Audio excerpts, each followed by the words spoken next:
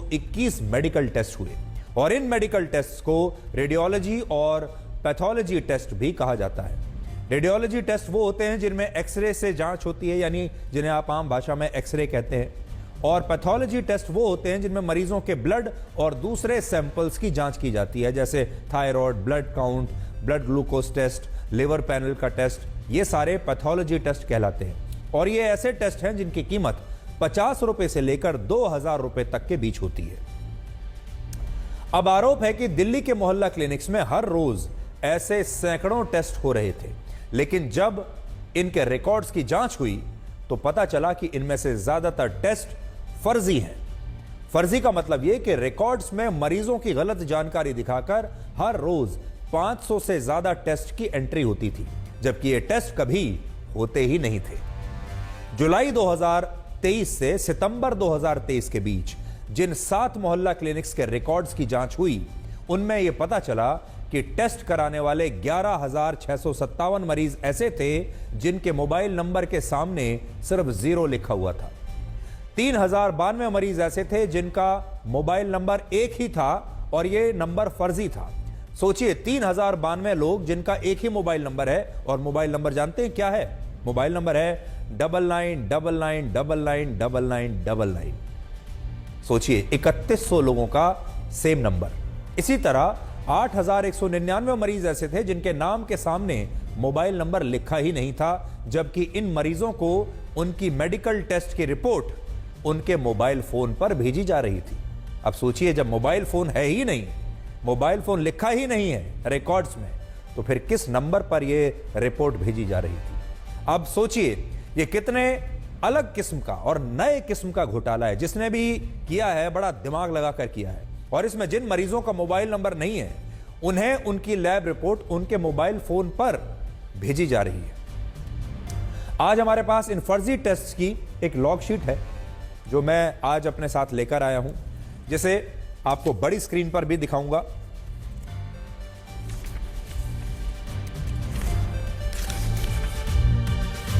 देखिए,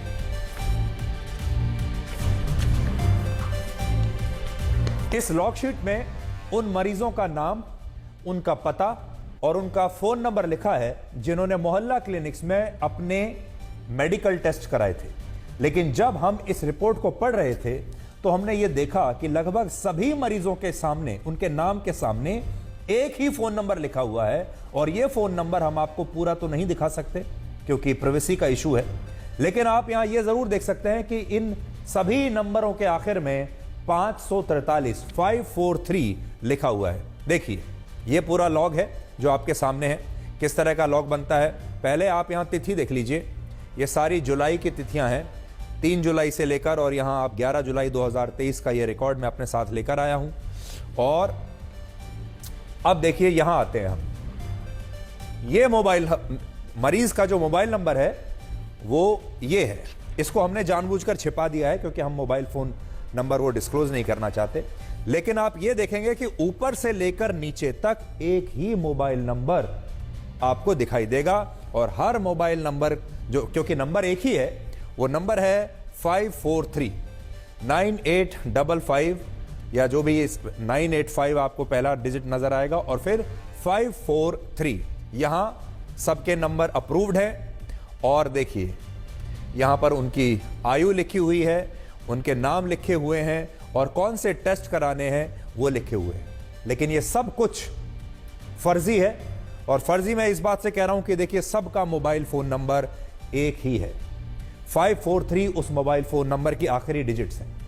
हमारी टीम ने जब इस नंबर पर फोन किया, क्योंकि देखिए पूरे लॉग शीट पर एक ही नंबर आ रहा है, जब तो हमने सोचा कि भाई ये नंबर है किसका, जरा देखें।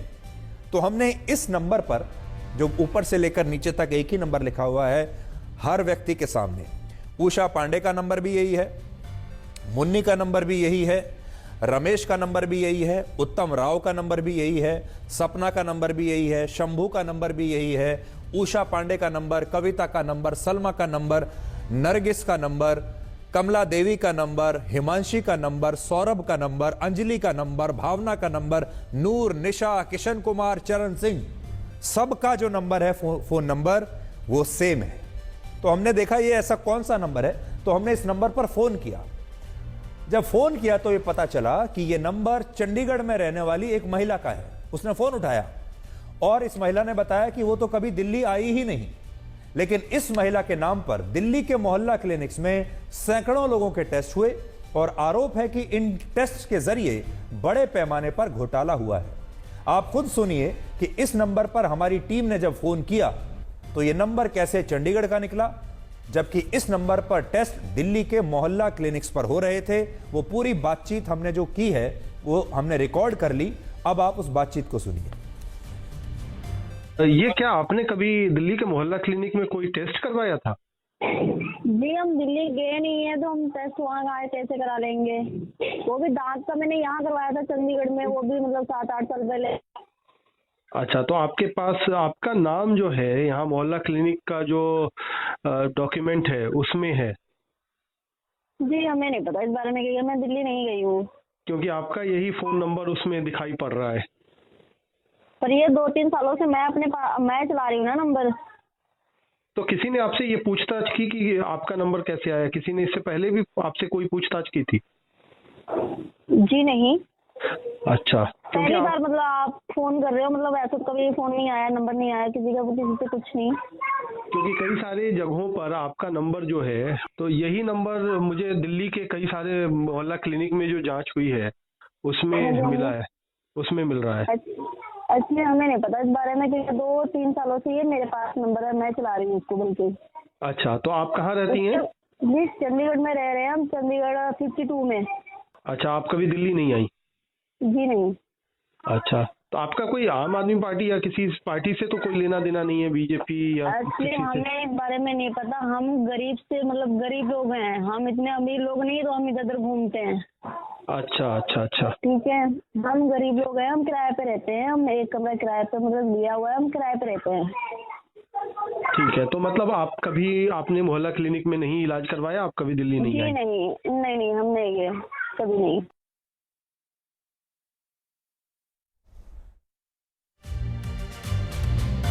एक फोन नंबर दिखाया जो 543 जिसका आखिरी नंबर था। अब एक और नंबर देखिए, यह भी सबका ऊपर से लेकर नीचे तक हर व्यक्ति के सामने एक ही फोन नंबर लिखा हुआ है और इस फोन नंबर का आखिरी डिजिट है 129।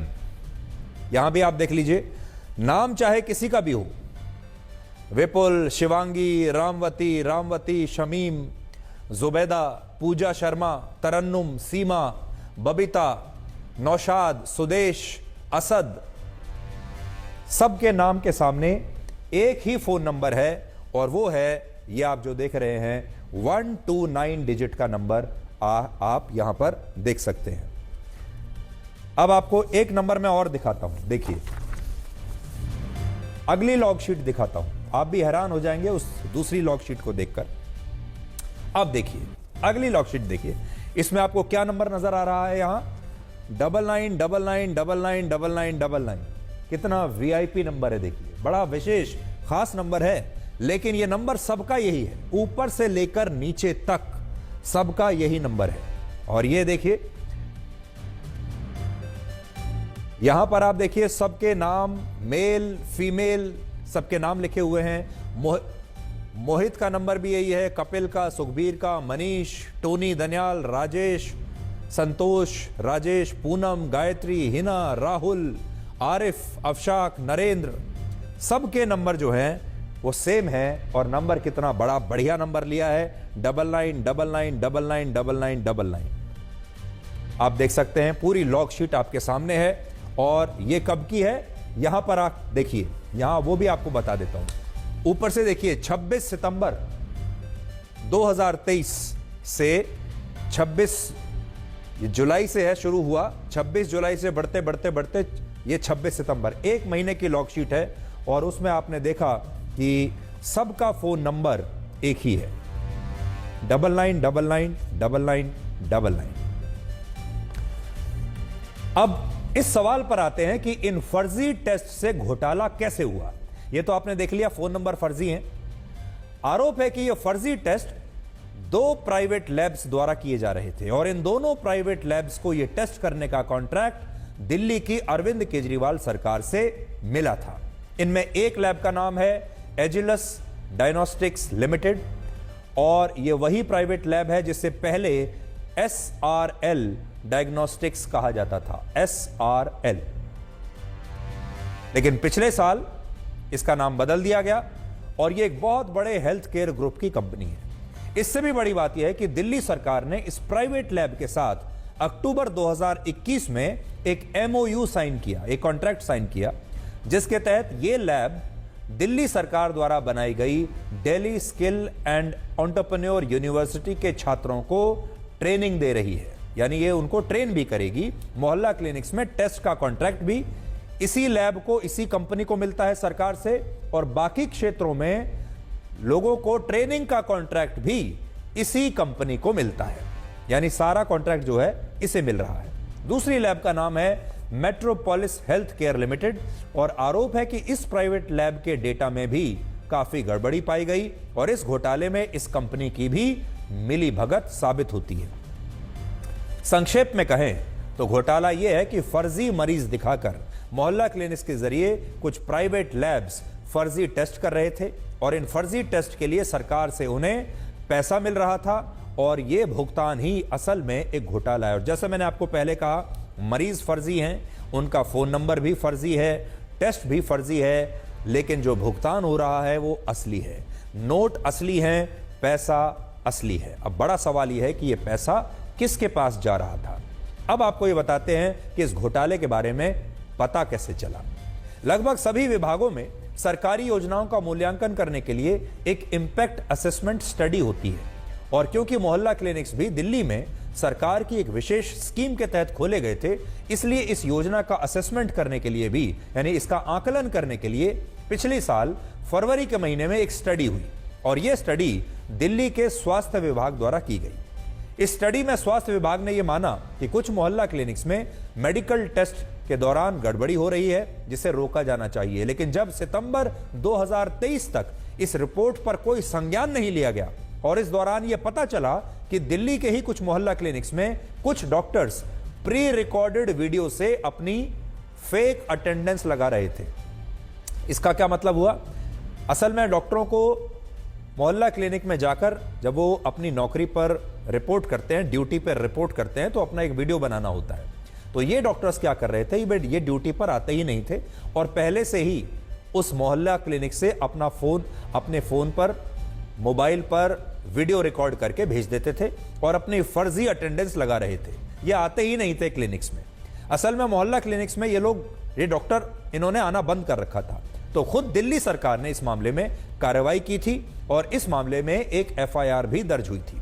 इस FIR के बाद ही स्वास्थ्य विभाग को 7 मोहल्ला क्लिनिक्स की जांच में पता चला कि मरीजों के फर्जी टेस्ट किए जा रहे हैं और जब दिल्ली के मुख्य सचिव ने इस मामले में विजिलेंस डिपार्टमेंट को जांच का आदेश दिया और विजिलेंस डिपार्टमेंट ने भी अपनी रिपोर्ट में यही बातें सही पाई, तो उसके बाद अब उपराज्यपाल VK सक्सेना ने इस पूरे घोटाले की जांच CBI से कराने की सिफारिश की है। हालांकि दिल्ली सरकार ने घोटाले के इन आरोपों को गलत और भ्रामक बताया है और कहा है कि इस घोटाले के पीछे, इस आरोप के पीछे भी बीजेपी का ही हाथ है।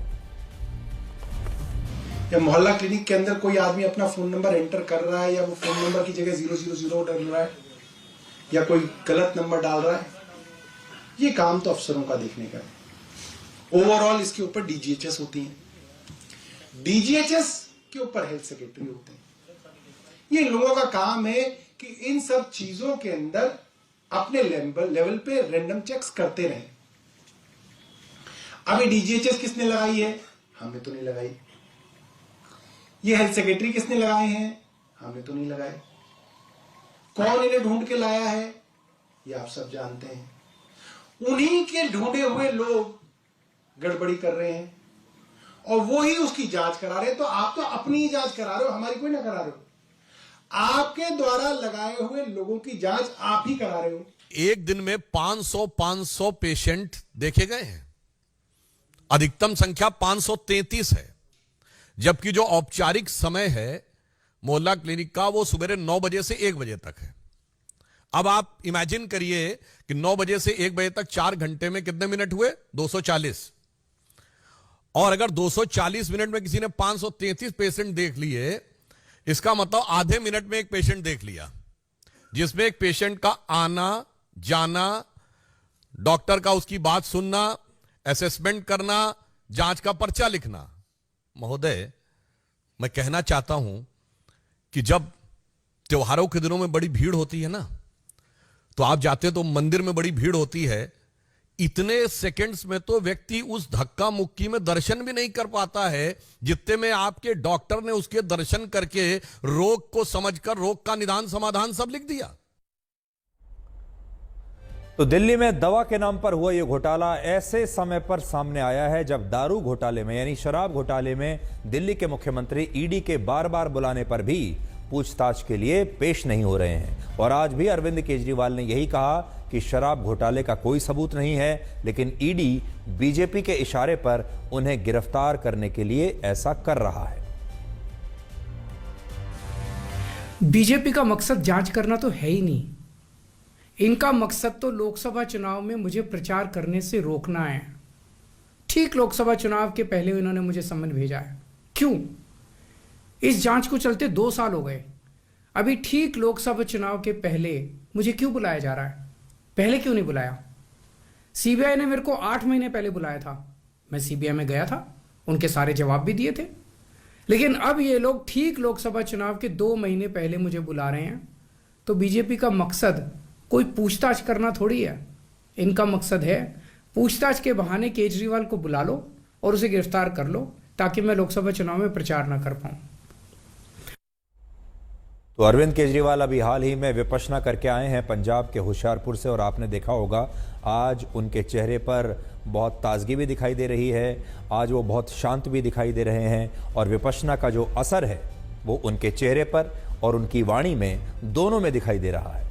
ये घोटाला कितना सही है ये तो जांच के बाद ही पता चलेगा, लेकिन ये बात आज आप सबको जरूर सोचनी चाहिए, पूरा देश सोचेगा भी कि ऐसा कैसे हो रहा है कि दिल्ली में खुद को कट्टर ईमानदार कहने वाले अरविंद केजरीवाल की सरकार में एक के बाद एक नए नए घोटाले हो रहे हैं। और जो केजरीवाल एक जमाने में आरोपों को ऐसे पेश करते थे कि वो जो भी कह रहे हैं वही अंतिम सत्य है, वही केजरीवाल अब आरोपों को आरोप तक नहीं मानते, सही मानते ही नहीं है, और इन्हें पहले दिन से ही सिरे से खारिज कर देते हैं।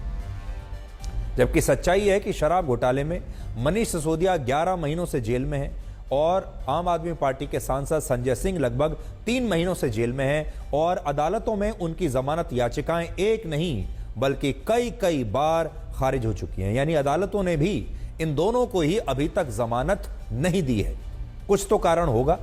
इसके अलावा अरविंद केजरीवाल ने आज तक इस बात का भी कभी जवाब नहीं दिया कि वो जहां पहले मुख्यमंत्री बनने पर बड़े बड़े सरकारी बंगले में रहने से इनकार करते थे, जब वो कहते थे कि मैं बंगला नहीं लूंगा, बड़ी गाड़ी नहीं लूंगा, सुरक्षा नहीं लूंगा, उन्होंने ही अपने सरकारी बंगले को शीश महल में बदल दिया और उसमें करोड़ों रुपए के पर्दे और विदेशों से लाए गए पत्थर और टाइल्स लगाए। ये उन्हीं के घर की तस्वीर है जो उन्होंने अपना नया घर बनवाया है।